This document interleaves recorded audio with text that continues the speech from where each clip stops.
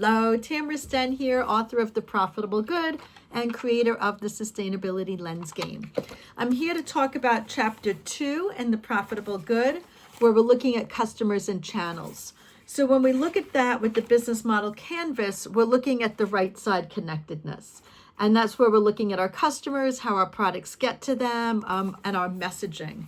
One of the frameworks I want to introduce to you to give you a different way of thinking about this part is called Suma Qamana.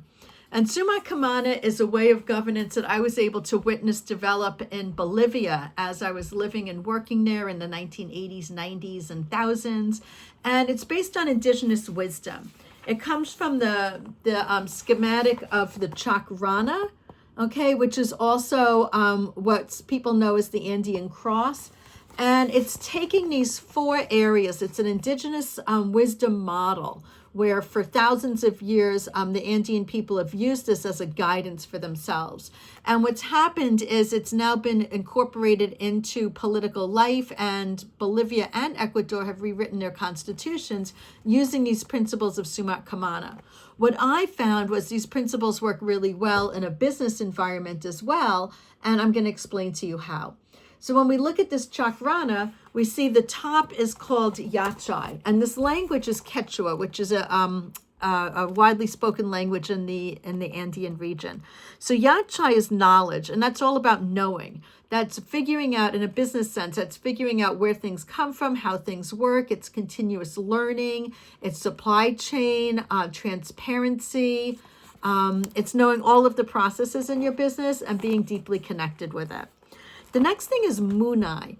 And Munai is really interesting because it's more the human resource function. It's looking at how people are treated, your relationships with people in community, people in your organization, and people impacted by your organization. The idea with the chakranya is all 4 areas need to be in balance with each other. The next area that we're looking at is Rurai. And Rurai is all about doing. And that we're very good with in Western societies, right? We act. It's about action, acting on ideas, trying things out, seeing what happens. And then we go into Ushai, which is power. And that's where we're looking at leadership. We're looking at people that are doing things differently, stepping out, sharing their stories, and guiding enterprises. What I find when I do a Suma Qamana, analysis of businesses in the United States, I find a lot of times we're missing on Munai, because Munai is also about celebration, and sometimes folks get really invested in getting things done, right? That Ruai, that they forget to stop and celebrate. And sometimes we forget the people in the communities and the people around us, and that's where this model helps bring that in. The center is called Kashwai, which is really interesting. It's called life, and it's understood as a spiral. So a lot of times in Western thinking, we think of time as a timeline, right? We start something, we end something, time progresses linearly. And instead with Kaswai, it's spiral. And what happens is time becomes dimensional. So the future, let's say what I'm going to say next, is coming into the present as I'm saying it, and then it becomes the past as it's been said.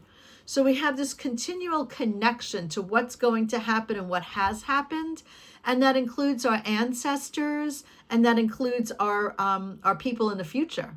Okay, so our future generations. So when we think of that, when we think of ourselves and our actions as part of this like deeply connected spiral, where it's not just this one timeline of the moment, instead it's this connection of past, present, and future, it gives us a different way to be looking at things.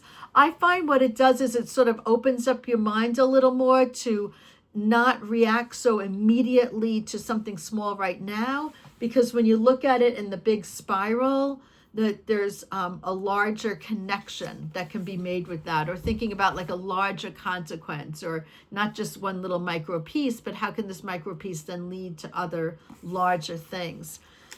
So Suma Qamana is really interesting when you start looking at it in a business sense. The book has very distinct ways of how you can apply that in practical terms to make sure that your business is in balance, and your business is experiencing that cycle, that spiral of longevity. Thanks.